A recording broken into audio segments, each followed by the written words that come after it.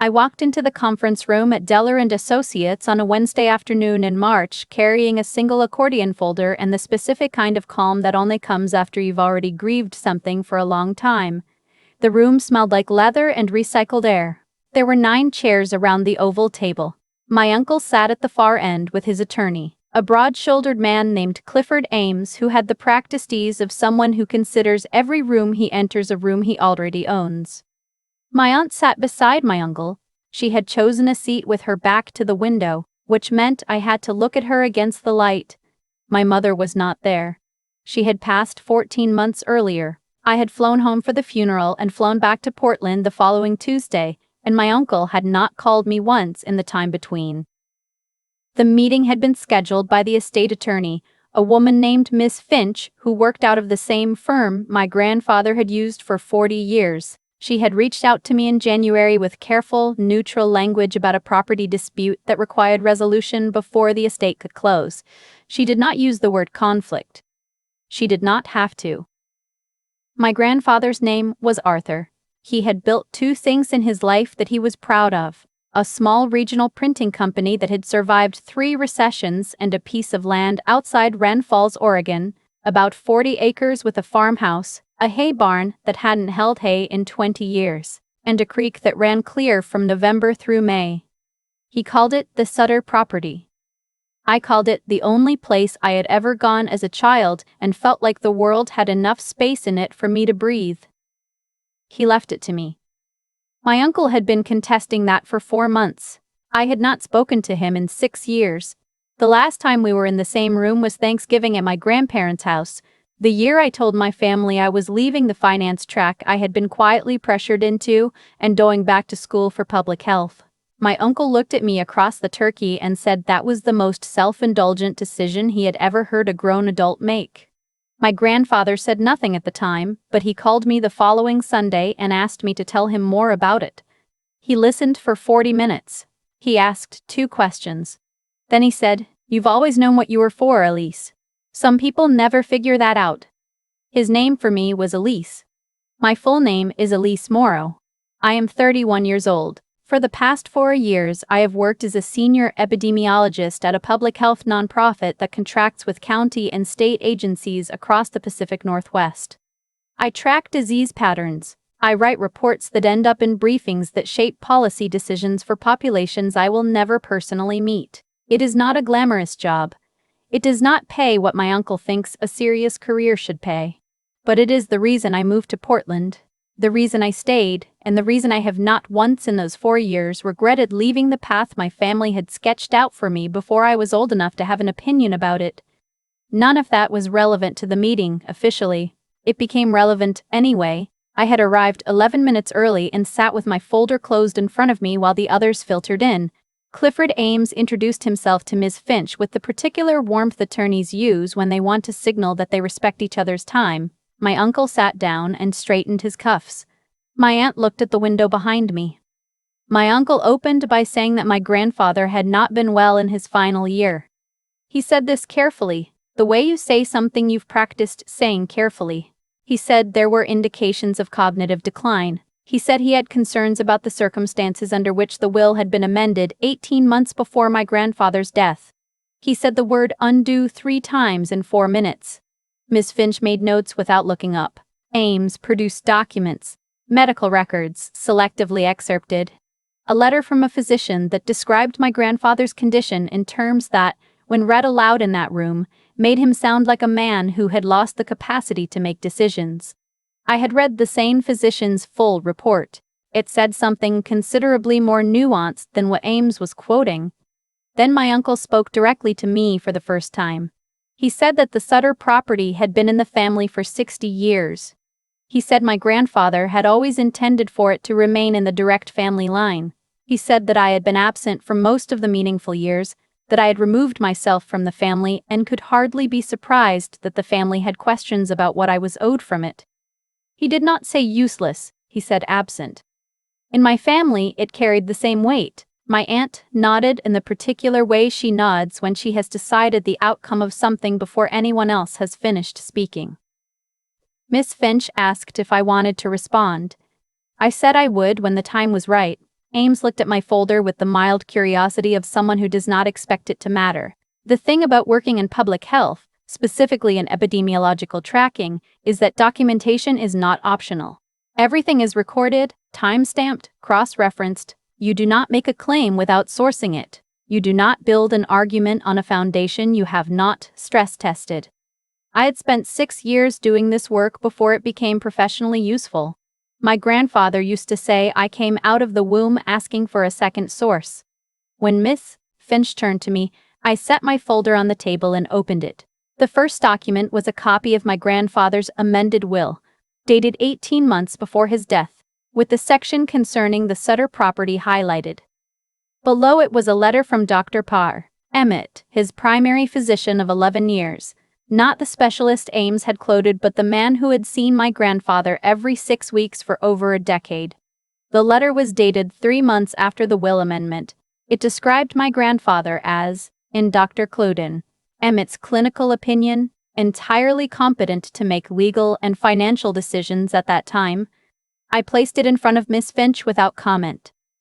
Then I produced 18 months of correspondence between my grandfather and me, not emails, letters. He had always preferred letters. I had kept every one, and I had written back to everyone, and there were margins filled with his handwriting responding to things I had said. In the last letter, dated 11 days before he entered the hospital for the final time, he had written a single line at the bottom in the particular slant he used when he wanted to make sure something was not missed. I know exactly what I am leaving and why. Don't let anyone tell you otherwise. The room had gone quiet in the particular way. Rooms go quiet when something has been said that reorganizes the logic of everything that came before it. Ms. Finch picked up the letter. She read it twice. Then she looked at the folder and said, "Is there more?" There was more. I had records of 7 instances over the previous 3 years in which I had contributed financially to the upkeep of the Sutter property. Not large amounts. I was not a wealthy person.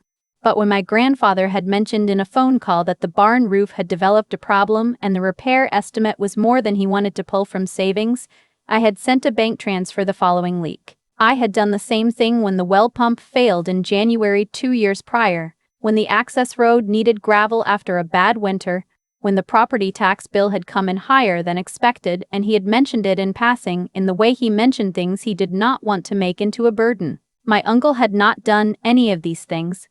I had asked, gently once, and my grandfather had changed the subject, which was its own kind of answer. I passed the transfer records to Ms. Finch. Ames looked at them for a longer moment than he had looked at anything else. Ms. Finch set down her pen.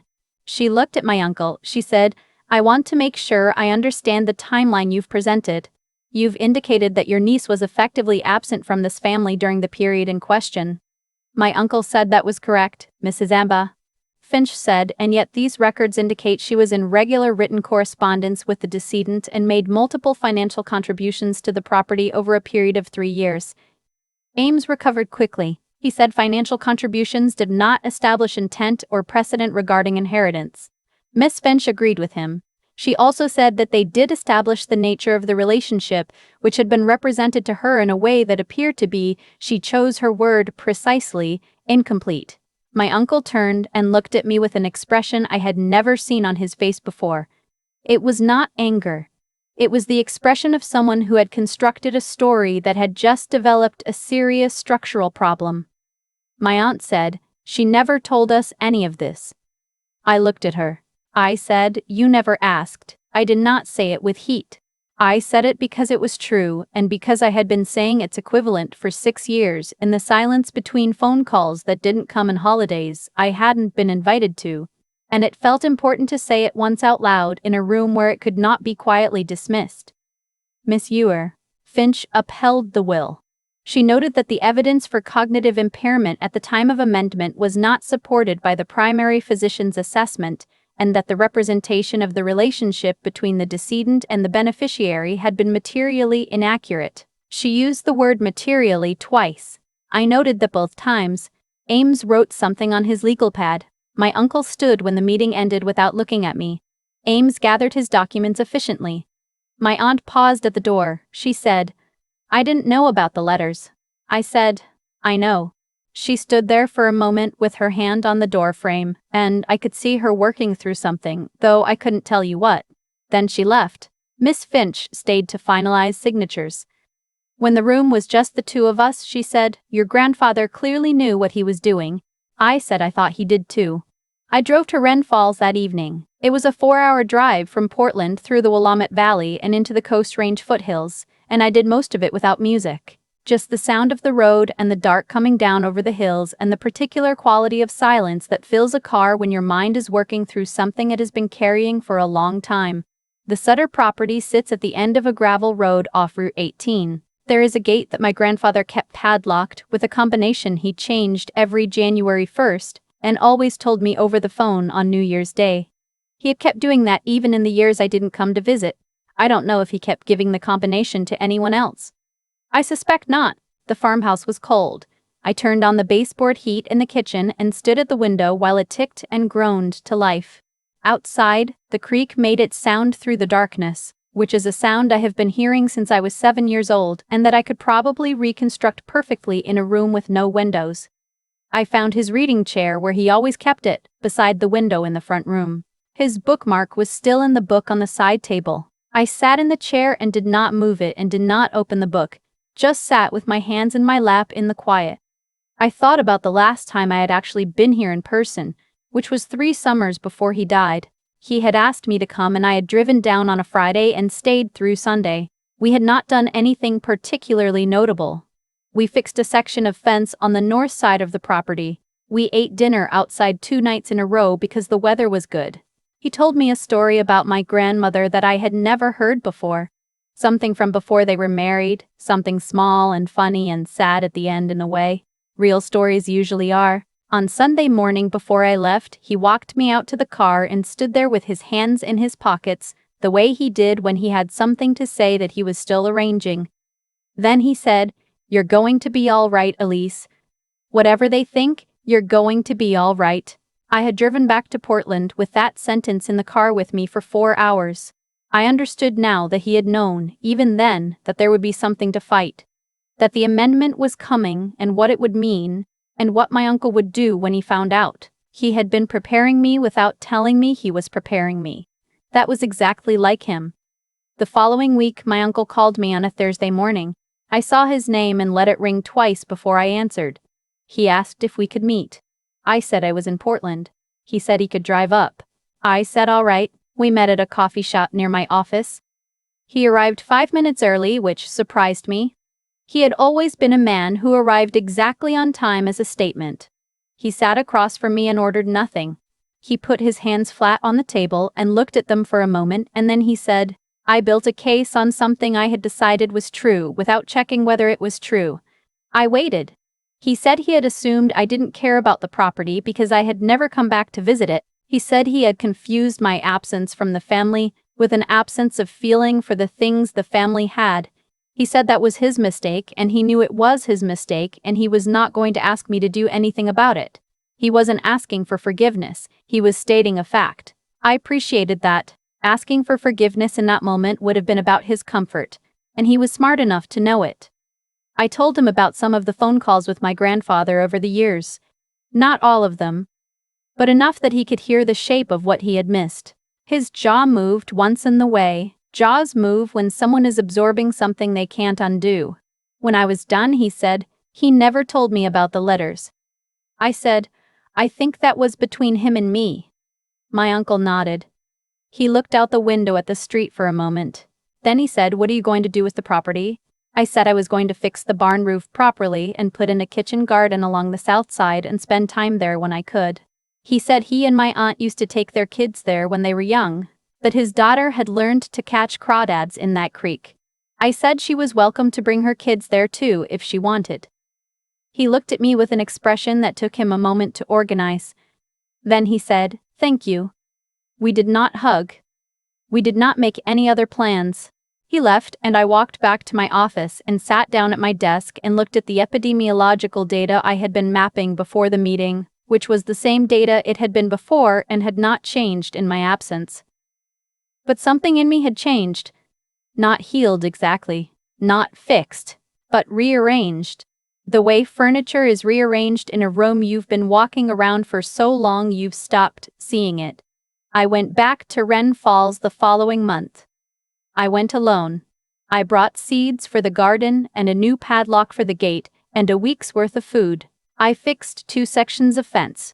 I pulled the overgrown blackberry canes away from the south side of the house where they had been advancing on the foundation for at least 2 winters. I found a box in the hall closet with my name written on top in my grandfather's handwriting.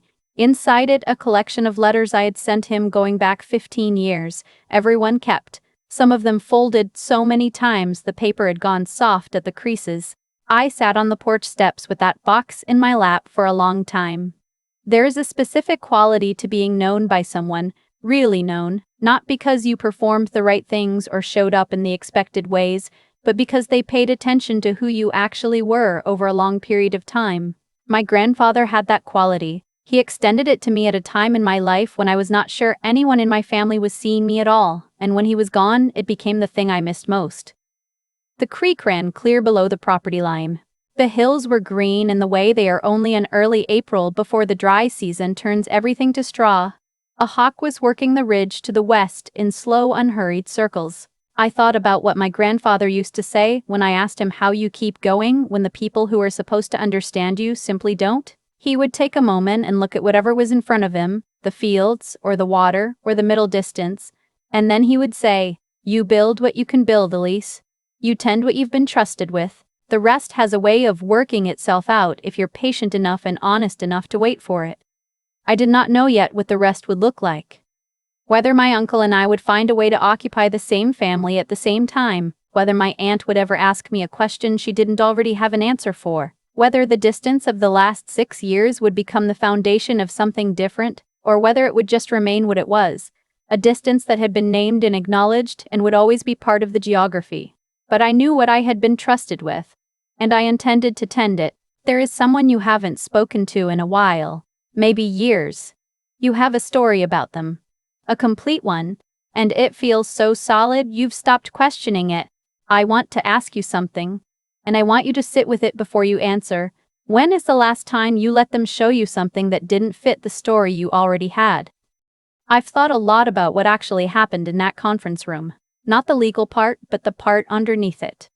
My uncle walked in, believing a story. He had built it carefully, over years, from the materials available to him, my absence from holidays, my silence on family calls, the physical distance I had put between myself and Caldwell. He looked at those things and assembled them into a conclusion that felt airtight. And then he walked into a room where the actual record existed and the story came apart.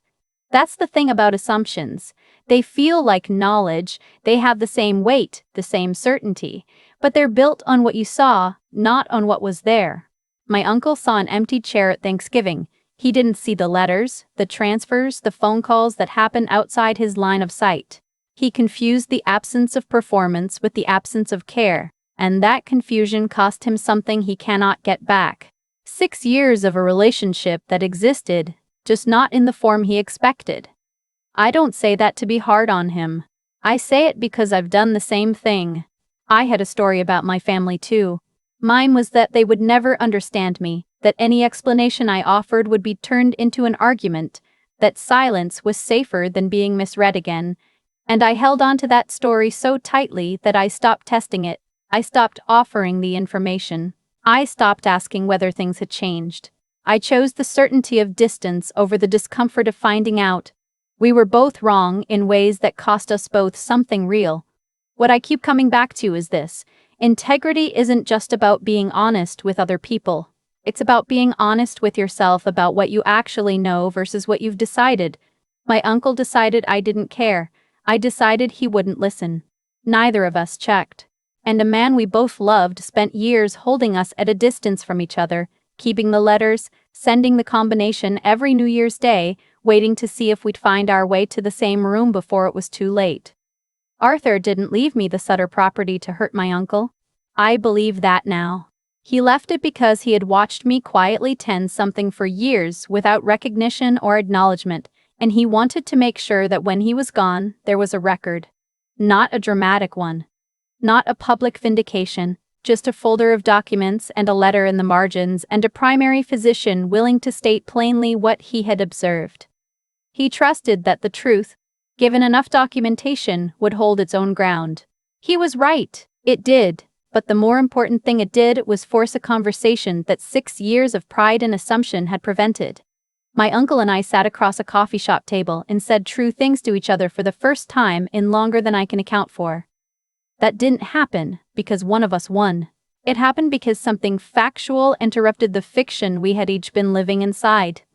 I think about that when I'm at Wren Falls now, fixing the fence or pulling the blackberry canes back from the foundation. The work is quiet and repetitive, and there's a lot of time to think. What I keep landing on is that the people who matter to us are almost always more complicated than the story we've settled on about them. And so are we. The version of me my uncle had built wasn't entirely wrong, it was just incomplete.